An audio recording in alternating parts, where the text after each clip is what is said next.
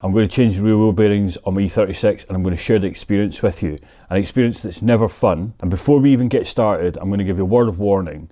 The most important bit of this whole job is removing the rear axle from the hub. If you can't do that, by whichever means you choose to do it, you're not going to go any further. The reason I'm being quite cautious here at the start of the video is just to give you a word of warning.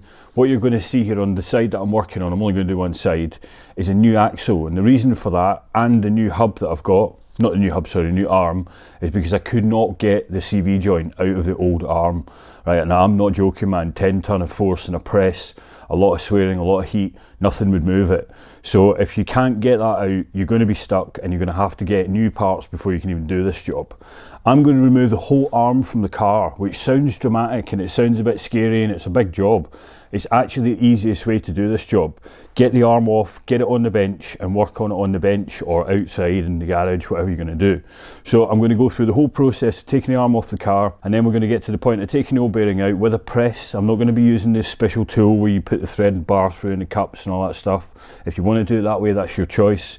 But I'm not going to remove the whole axle from the car. I'm just going to remove the arm from the axle, take the arm off, and we'll go and work on it. For those of you who obviously don't own a press, I'm quite lucky, I got one for quite cheap. Most garages, if you take the arm off and take it down there, if they've got a spare half an hour, they'll stick it on their press and they'll take the parts off that you need and put a new hub and a new wheel bearing in. So don't be afraid of doing it this way. Speak to your local garage. If not, use the tool, the puller tool, or the like threaded bar thing with a couple of cups. You can still do it that way, it's just a little bit harder than it is with a press. I got sick of using the threaded bar method because I found the threaded bars and the cups to be really difficult to handle and to hold, and you know, cranking it with a spanner's hard work, man. So I gave up with all that stuff a few years back. I bought a press and it just made my life a bit easier. It doesn't make it easy, it's still quite hard, but it's much easier doing it with a press than it is doing it with the, you know, the cups and the threaded bar, or going and buying a BMW special tool or something like that bollocks. So let's get on with it. Everybody's take the wheel off, 17mm bolt, pull the wheel off.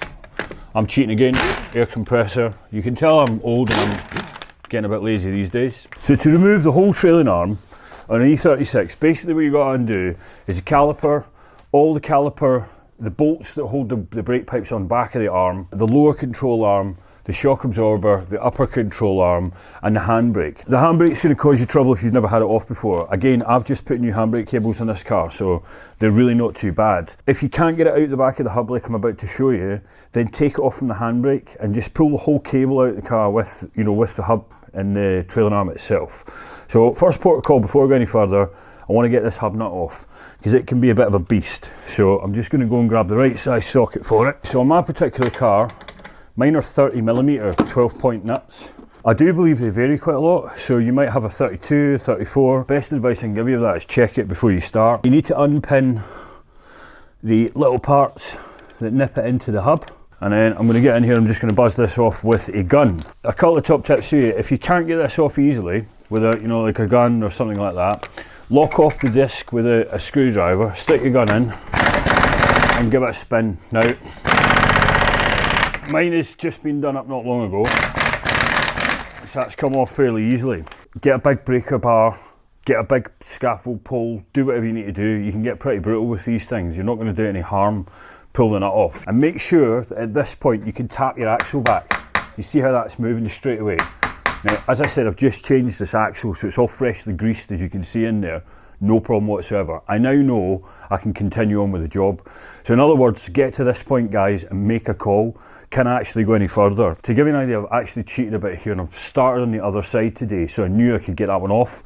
That one on that side took a little bit of, you know, beating with an extension bar just to push it out. It won't go any further than that right now because it's all butted up against all the suspension, but once I get to the end point, it'll fall out nice and easily. So cool, I can continue.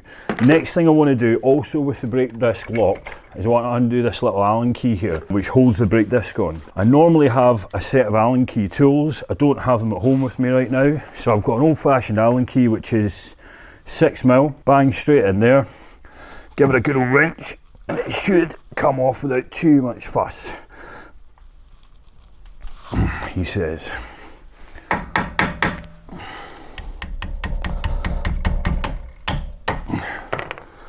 There we go. So now we can start thinking about removing everything from the back of the suspension. So I'm going to go a bit foolhardy here, and I'm going to start getting stuff all undone. At the back here you've got the ABS wiring, guys. You don't want to be trying to remove the ABS sensor from the back of the wheel hub. If you've ever tried to do that before, you'll know why. If you've not, you'll understand pretty quickly. They don't like coming off very easily. So I'm unclipping the ABS wire from the trailing arm at the moment. I'm now unclipping it from the upper control arm, the one that holds the spring, and I'm going to force my hand all the way into the back to where the plug is kept, and I'm going to literally just unplug it from the chassis harness. I'm going to pull it out. I will show you what we're left with. This is my ABS wiring, there's my plug. Get that in the light for you. Awesome job. Right, so the ABS wire is safe. We're not going to snap that now when we pull it off. Next thing I'm going to do is I'm going to remove the 2 screws on the back of the trailing arm which hold on the brake piping. So for the purposes of YouTube, I'm doing this like a contorted magician, but I want to try and show you, and Natalie's keen that we show you all the parts of the process. Bearing in mind that this is an E46 trailing arm, so it's slightly different. On an E36 one, you're going to have 2 bolts around the back here, one here and one here. My E46 one only has the 1 bolt, so I'll just buzz the 110mm bolt off nice and quick. Well, that was eventful. There we go. There's one little 10mm there. That means that the brake pipe then is basically loose, and I want to get in now and start unbolting all the bolts that hold the bottom chassis stuff on and the back of the brake caliper. So I'll start off with the big 18mm bolt that holds the shock on. Okay, 18mm shock bolt out, and the next one we want to undo, pull the spring out of the way just so it doesn't whack me in the head, is the upper control arm, which is another 18mm bolt with a 18mm spanner holding it, which is up the top here. You're not going to be able to see this from down there, so we'll quickly buzz this off before Natalie decides she's going to move the camera. Right, and we've got a bit of working room now to get the brake caliper off. So get in behind the back, undo the 2 bolts for the caliper, put a little extension on.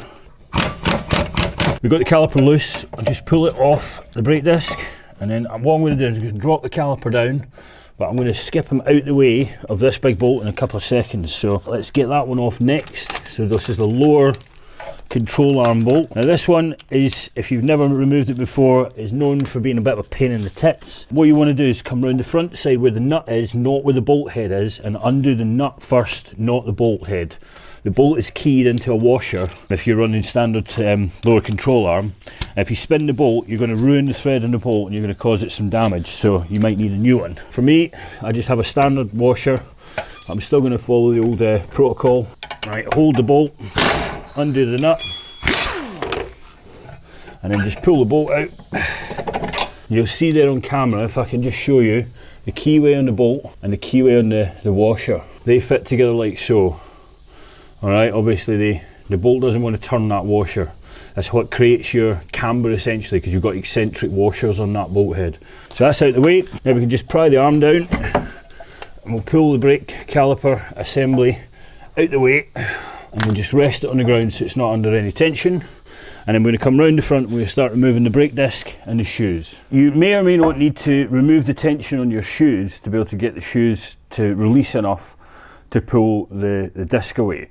I've already got that sorted, so I want to show you that process once we've got the disc off. So I'm going to pull the disc off now. The adjustment on the shoe is dead easy. It's done by putting a hole through, a screwdriver through one of the wheel bolt holes and turning this adjuster here. See this adjuster? So as I'm turning it there, this screw here is coming out and it's expanding the 2 shoes apart. If I turn it the other way, it screws in and it brings the 2 shoes together. So you want to turn it in, loosen the tension off the shoes, and we're good to go. Next thing we want to do is turn the hub enough, if I can, yep, to get the little spring retainer. It's got a little Allen key head in it, but with a screwdriver, if you just stick the screwdriver in and give it a little twist and a turn 45 degrees, it should just pop out, and you end up then with this little T-head sort of bolt. There's another one of them down the bottom. Okay, we'll pop them both off. And then the easiest way I find of removing the BMW shoes is to pull off. You can try and stretch them right the way around the hub, but it's actually easier just to get a screwdriver in, pry up on the right hand spring, and then your ends are loose. You can then pull out your adjuster. You can let the bottom shoe come around, the top can come around. I need some light because I can't see shit around there. There we go. And then with a bit of muscle work, you can sort of let the shoes pop the opposite way around, and you should be able to manipulate the spring out with a bit of grief. Let's see. And there we go, we have the shoe come off with the spring still attached, roughly.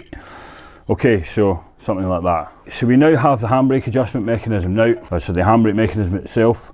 What you want to do is you want to open that out into the cavity you've got behind the hub. You can't actually see what I'm doing here, which is a bit useless, but what I'm kind of doing is fiddling around with the two levers themselves, and they will get to a point where you can open them up like that. Hopefully you can make that out.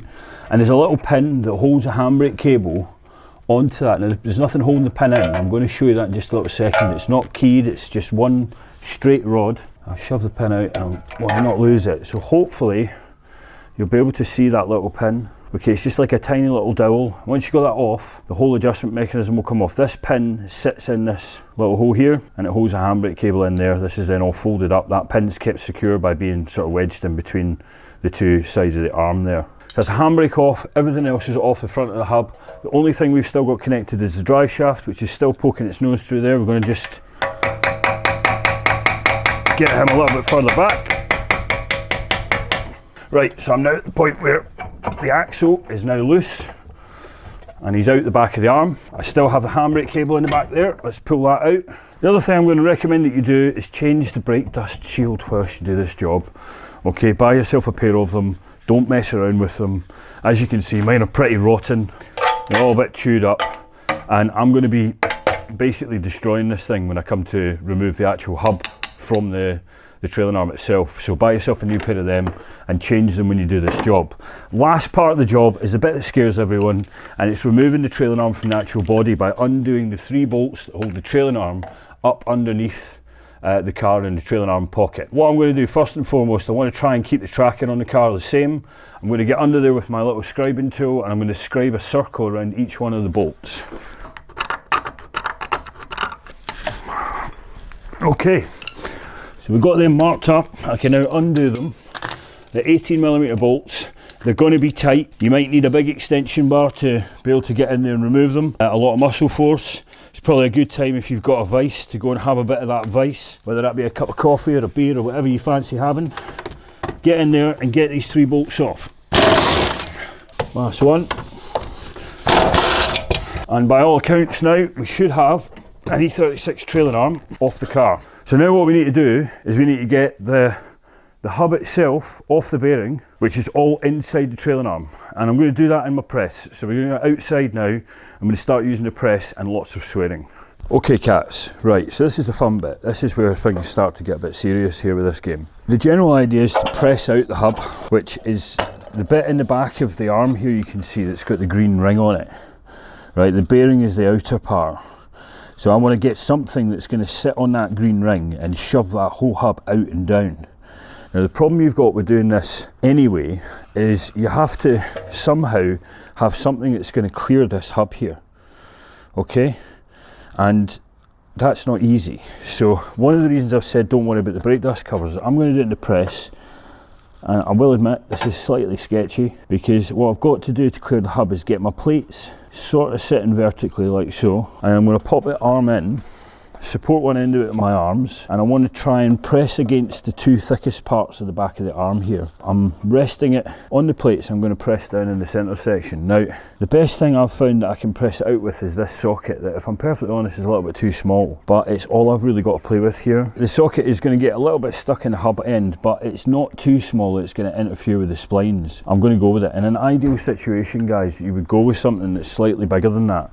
Now I do have a socket here, the one you just saw me use, that's a 30mm, and it's slightly better, but the outer part of it will actually foul the bearing. So I can begin with this, but I can't do the whole job with this. So let's start it off and see how we get on here.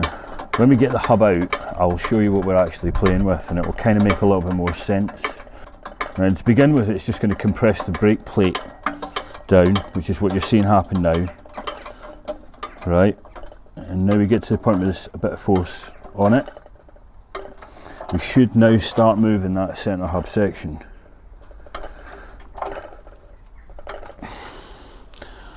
Right, she's a tough old girl. That's 5 tons on it already, and we've slipped. So this is the issue that you have if you're trying to do it in a press. You're going to slip and things are going to pop and move around. Obviously, if you were doing this in a garage, you'd be using bigger blocks than I've got here. I'm just kind of making do with what I've got, guys.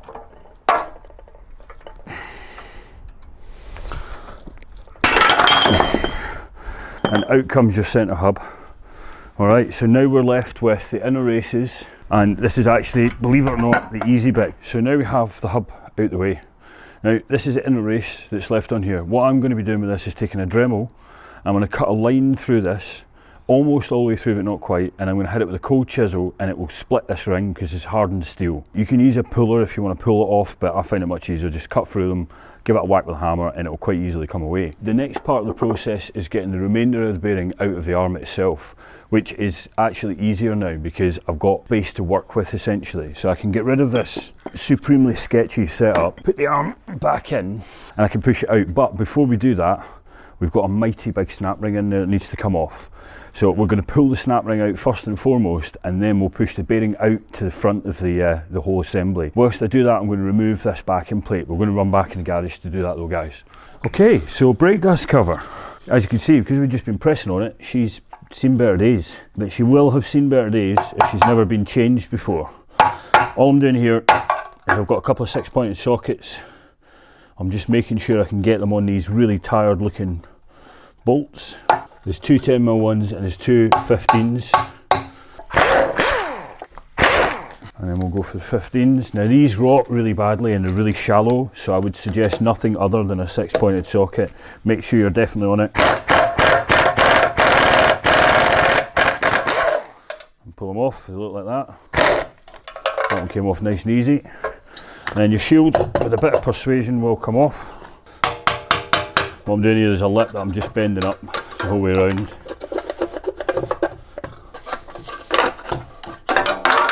There we go, one nasty dust shield. And then we have the wondrous snap ring. It's a big old chunky snap ring, this. Easiest way I found of removing it. Get in there and try and pry one of the sides up. That one's going to go. Okie dokie. The other one's not. For some reason I found this with the other side. So I'm going to get a screwdriver in there. Try and rotate it. Like so. It should then now kind of crack the rust seal. Come out itself. There we are. Make sure you've got new ones in these obviously. You've got a giant pair of snap ring pliers. All good to you. You should be able to just pull it out dead easy. You know, most people don't have a set that are that big. There we go, out she is. So now, for all intents and purposes, there's nothing holding the bearing in but goodwill and innocence. So, we can go out now, put the whole assembly back in the press and press it out from behind. Okay guys, so here we are. So I've got a big sort of ring there, I've got a big disc and a big socket, and I'm just gonna shove like shit, man, and shove this out. I'm gonna bust it all up. You're gonna see it's all gonna come apart. It doesn't look pretty, but this process never really is. From what I can tell, it's really almost impossible to get on the outer race of the bearing from this side of the arm, but it's got to come out this way. So as I've pressed this out, as I was just saying, it's going to bust apart all the ball bearings. They're all going to drop out the bottom. Shit's going to get real ugly. It's going to come out, man. So who really cares, you know? Give it a good bit of force. It's starting to come apart. That's the noises you can hear there. Right, so we should have some stuff beginning to poke its way through the bottom now. Yep. Oh, I think I'm at the bottom travel of the press already, I think. Yeah, I am. Balls. Okay, I got luckier that time. That has come out. There is one removed wheel bearing. You can see it's got a very, very, very thin outer race. So I've been pressing on that inner race, which is not ideal. When I put it back in though, you've got access to this whole face here, so I'll use a bigger ring to shove it back in with, so I'm on the outside race, not on the inner or on the actual balls themselves. Right, so as I said, I'm going to cut this race off with a little Dremel. You can use an angle grinder for this, but it's a bit sketchy because it's a bit too big. A Dremel is slower, but it's a bit easier to handle.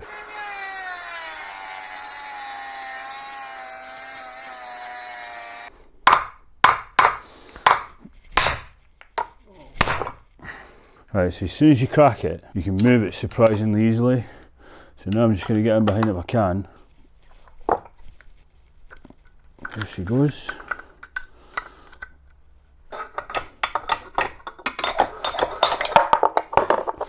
One inner race removed. Just to prove that we've not done any damage to the actual hub. Clean it up. We've got a couple of little dents in there. That's not a problem. I can just give them a little rub of the file and a new race will go in there absolutely sweet. After a short intermission, we're back.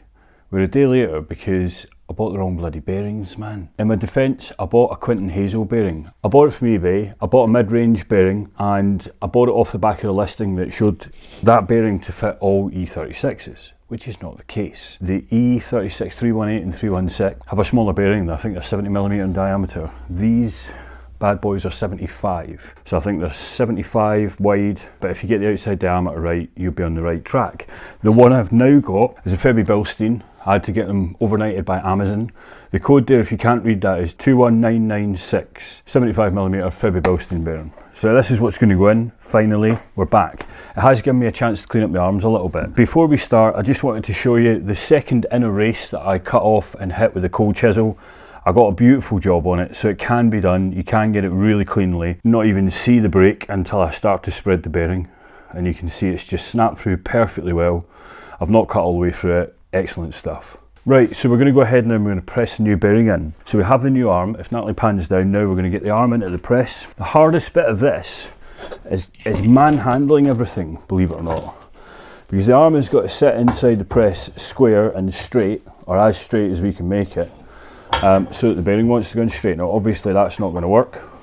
So I've got my little plate in here. I'm trying to watch the ABS sensor. I'm going to support the arm from behind. I'm just making a call on whether or not I go like so or like so. I think we're going to go that way. So I'm going to take the new bearing, and the first thing you're going to notice, if you've ever done a bush or a bearing, it actually sits in the hole really nicely before you even begin. Normally these things, you know, you get them on the edge and they're wobbling around and it makes it a nightmare. The BMW bearing just sort of slots in real nice and snug as a bug. So get it in as square as I can. I'm then going to take another big flat metal plate, because I'm pressing the outside here with this metal plate. We'll start winding this bad boy in. So it's probably not going to go completely square to begin with, but I'm not going to worry about that too much. You'll see why in a second. I'm trying to just hit it centrally, so I'm just moving the arm as I'm coming down here to watch how it's going in. Because I'm at a slight angle, I want it offset towards the high side, which I think I'm pretty much on there. Right then, okay, so we've got the slack taken up. So I'm just going to slowly go in. This is just beginning now. Now, as you can see from your side, I can't actually see that, but I can make it out. I'm going a little bit off at the side, so I'm just going to come across there. Work it down. Right, okay, so we've got the big pop there. I hope you heard that. That's it now going in much more squarely. So it should now go down relatively easily.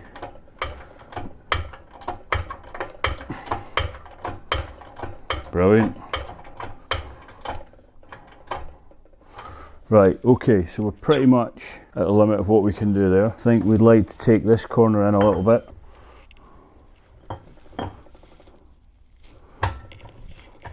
Right, now what I'm going to do is I'm going to use the old bearing as a press tool so that I can go a bit deeper in the surface. Because the bearing actually sits below the surface, obviously the snap ring goes into the snap ring groove.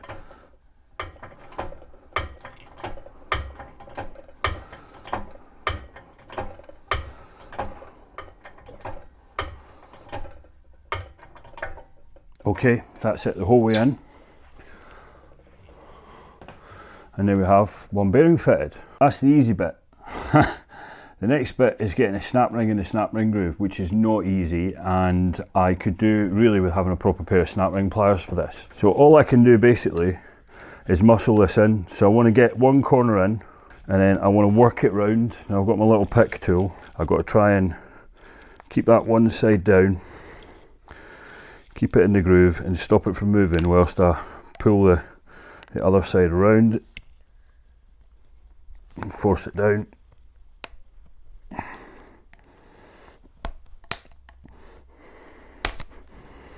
And it's in. Beautiful. Okay, so it just snapped in place there. That is now nice and secure, I believe. Let's just double check that back face actually. There you go.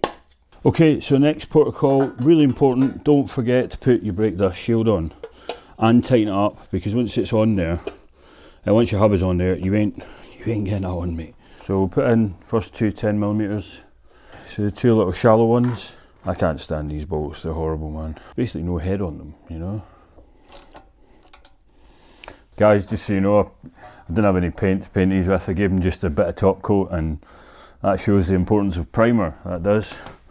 Oh well. Now we've got the fun step, which is getting the hub back into that bearing that you're looking at right there. Now the problem is, you cannot just press the hub into the bearing, or you're going to completely knacker the inner races. What you have to do is you have to support the back of the inner race with something, like a big socket. This is where we have to do a whole myriad of balancing shit and try and get it all lined up as best we possibly can. I am just eyeballing through the centre of the bearing there, that socket, to make sure it's somewhere on the middle race. Lay the hub on top, try and stop it from weeble wobbling around. Get my big massive plate, try and come down nice and gently, holding all this together, and see if we can get it to get started.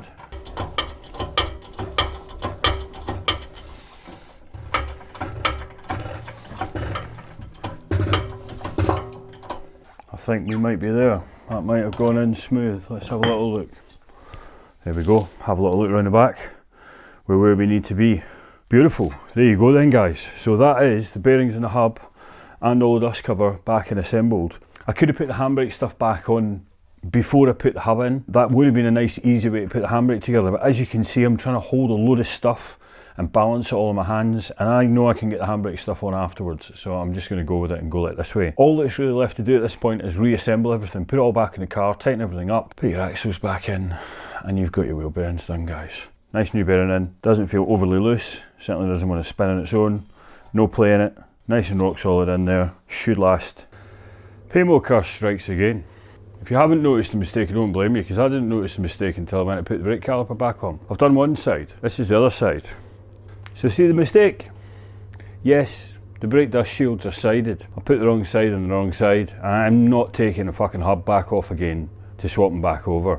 So I've butchered the brake dust shield. You can see here I've just chopped a bit extra metal out of it. It'll do the job. I'm now at the point where I've kind of got the other side done, and I wanted to just give you a brief rundown of how everything goes back together. The arm goes in, the trailing arm bolts up, these three bolts, that holds it on the car, and then I did the upper connection, got the drive shaft somewhere in place, got the handbrake cable in, made sure I had the brake pipework on the back side of the lower control arm, and then basically bolted up the lower control arm, got the hub in place. Once the drive shaft was somewhere in the hub and I could get the old nut on the end of it, I put the old nut on the end of it and I just drew it in with the nut, and then we did the shock absorber, the brake caliper, and all the handbrake mechanism, which you've seen before, and if you've not seen it, then go and check out my video for the handbrake shoe replacement. So there you have it, all said and done. One wheel bearing done on this side, the other one's still back to go back together, but this is what you're going to end up with, a lovely wheel bearing. It spins nice and freely. The dust shield doesn't look too bad like that. I'm not going to cry any sleep over it. It should be around here, but bollocks to you. There you go. Do it my way, if you choose to. If you don't want to do it this way, do it your own way. Find the path of least resistance. It's not actually as hard as it looks. It does go together a little bit easier when it comes apart. And as I said at the start of the video, make sure that axle is going to come out before you go any further, because if it isn't, it's a whole world of pain. If you've got any questions or any comments, you're going to take the piss out of me, I know you are, that's fair enough for the old brake dust shield. It's cool, we can take it. Pamo curse. But as always, guys, that's your E36 real wheel bearing replacement video done. If you want to ask any questions, stick them down below. Thanks for watching as always, guys. Pamo out.